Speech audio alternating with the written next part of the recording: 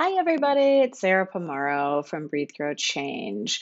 We are going to do a little Tuesday yoga tip. So come on over to the yoga mat with me. Today, we are going to talk about Tadasana or mountain pose. Now, we all spend time at some point standing around, right? Whether you're pumping gas, you're holding a child on your hip, you are waiting for a car to pass while you're walking the dog, you're pumping gas. And we do funny things when we stand, and there's all sorts of discussions about what proper posture is. And a lot of us just have places that we go to and we don't even realize. I can tell you that my go to is on one hip over there, and I kind of slouch down. And then when I'm really into it, my head comes forward and I kind of get a little slouchy. And even when I stand up, I'm still a lot of times my head is out in front of my chest. So when we go to yoga class, right? And we stand at the top edge of our mat, standing in Tadasana or mountain pose. So go ahead and stand up. Yeah, stand with me.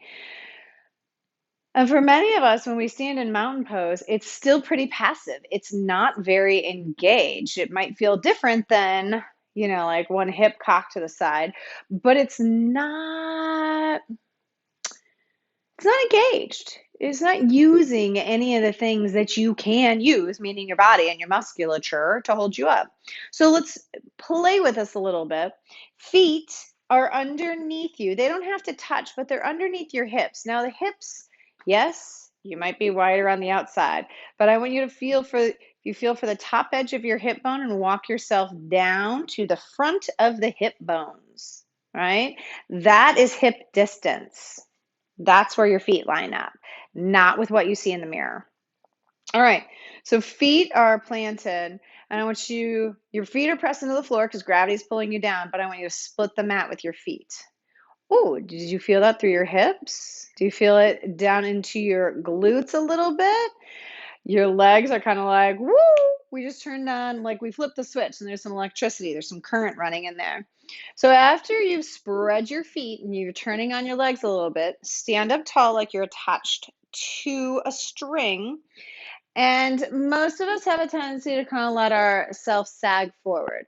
We want to do a little tuck of the pelvis. You don't have to do this all the time, but we're going to do it so we line up the ribs over the bowl of the pelvis. So if you imagine your ribs as the lampshade, the pelvis as the bowl, and you want to line the lampshade up over the bowl. So just a little tuck of the pelvis, still standing tall, ribs are lined up. Do you already feel how you're turning things on a little more? All right, you don't have to lift your eyebrows, but go ahead and stand up a little taller. Core starts to activate. Head, shoulders, let them draw down. So our core is working, our feet are still splitting the mat. Now, here's one of my favorite things, and it's hard to do, at least for me. Head, instead of letting your head live out here like you're looking out the front windshield of your car, you're gazing into one of your electronic devices, draw your head back so your ears line up over your shoulders. As you do that, you might start to lift your chest.